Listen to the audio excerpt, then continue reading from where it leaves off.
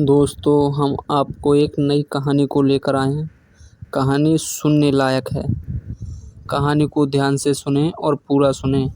कहते हैं आधा अधूरा ज्ञान किसी काम का नहीं होता। हमें उलझन में डाल देता है आधा अधूरा ज्ञान। चलो कहानी को शुरू करते हैं। हमारे चैनल पर पहली बार सुन रहे हैं तो सब्सक्राइब कर लें हमारे चैनल को और बेल आइकन दबा लें। लाइक करें और कमेंट में बताएं यह कहानी आपको कैसी लगी। एक गांव में एक व्यक्ति काफ़ी पढ़ा लिखा था। उसने काफ़ी किताबों का ज्ञान प्राप्त कर लिया था। वो हर रोज़ अपनी किताबों को पढ़ता ही रहता था। उसने शास्त्र, गीता, रामायण सारी किताबें पढ़ ली थी, लेकिन पढ़ने के बाद भी वो आध्यात्मिक ज्ञान प्राप्त नहीं कर पाया। सिर्फ उसने किताबें पढ़ी थी। एक दिन कहीं से एक संत आए और गांव के बाहर एक पुरानी कुटिया बनी हुई थी, वो वहीं रहने लगे। और जो लोग उनके पास जाते थे वो आध्यात्मिक ज्ञान देते थे, कर्मों के बारे में बताते थे, इंसान को क्या करना चाहिए, कैसे कर्म करना चाहिए। एक दिन उस पढ़े हुए व्यक्ति को मालूम पड़ा कि क्योंकि वो काफ़ी पढ़ा लिखा था, तो लोग उसके सामने बोलने से भी हिचकिचाते थे।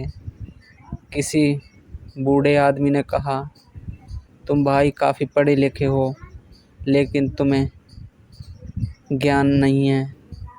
जाओ, उस कुटिया पे एक नए संत आए हैं, वो बुजुर्ग आदमी हैं और वो लोगों को आध्यात्मिक ज्ञान देते हैं। यह बात सुनकर वो पढ़ा लिखा व्यक्ति शाम के समय उस संत के पास पहुँचे। पहुँचने के बाद संत से कहा कि गुरुजी, मुझे ज्ञान चाहिए। गुरु ने कहा, तुम कितने पढ़े लिखे हो? उसने बताया, मैं काफ़ी पढ़ा लिखा हूँ, मुझे शास्त्र, गीता, रामायण इन किताबों का पूरा ज्ञान है। तो गुरु ने कहा, जो ज्ञान तुम्हें किताबों से मिला है उसे पूरा लिख कर लाओ। उसको वो वहाँ से चला जाता है और जाने के बाद अपने घर पर वही काम करना शुरू कर देता है। उसने काफ़ी कापियाँ भर दी, लिखते लिखते लिखते लिखते उसको साल भर लग गया। लिखकर कापियों को गुरु के सामने लाया और सारी कापियों को गुरु के सामने पटक दिया कि गुरुजी, मैंने इतना ही लिख पाया हूँ। गुरु ने कहा कि तुमने ये 12 महीने लगा दे इस किताबों के ज्ञान को, तुम थोड़ा शॉर्ट में लिख कर लाओ। वो फिर वहाँ से चला जाता है, फिर वो शॉर्ट में लिख कर लाता है। 6 महीने लग जाते हैं। आने के बाद गुरु से कहता है, गुरुजी, मुझे 6 महीने लग गए और ये मैं शॉर्ट में लिख कर लाया हूँ। गुरु ने फिर से कहा कि जाओ, इससे और शॉर्ट में लाओ। वो चला जाता है, उसको 3 महीने लग जाते हैं और शॉर्ट में लिखने पर। फिर आता है गुरु के पास। गुरु फिर कहते हैं कि और शॉर्ट में लिख के लाओ। फिर वो 3 पन्ने में लिख कर लाता है। उसको 1 दिन का समय लगा, दूसरे दिन फिर आ जाता है। गुरु ने कहा कि भाई और शॉर्ट में लिख के लाओ। उसकी समझ में नहीं आ रहा था कि मैं और शॉर्ट में क्या लिखूं। मैंने जो लिखा पूरा साल लग गया। उसके बाद और शॉर्ट में लिखा 6 महीने लग गए। उसके बाद और शॉर्ट में लिखा 3 महीने लग गए। उसके बाद और शॉर्ट में लिखा तो 3 पन्ने में लिख दिया। उसके बाद और शॉर्ट में क्या लिखूं? वो खाली पन्ने पर खाली समर्पण लिख कर ले गया और गुरु के चरणों में जाकर रख दिया। गुरु ने देखा उस पन्ने को और गुरु के चरणों को उसने स्पर्श किया।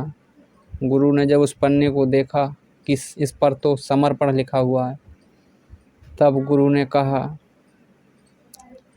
कि जब गुरु का ज्ञान लेना ही हो तो अपने को ज्ञानी बनकर नहीं, ज्ञानवान बनकर नहीं, अज्ञान बनकर गुरु से ज्ञान प्राप्त करो।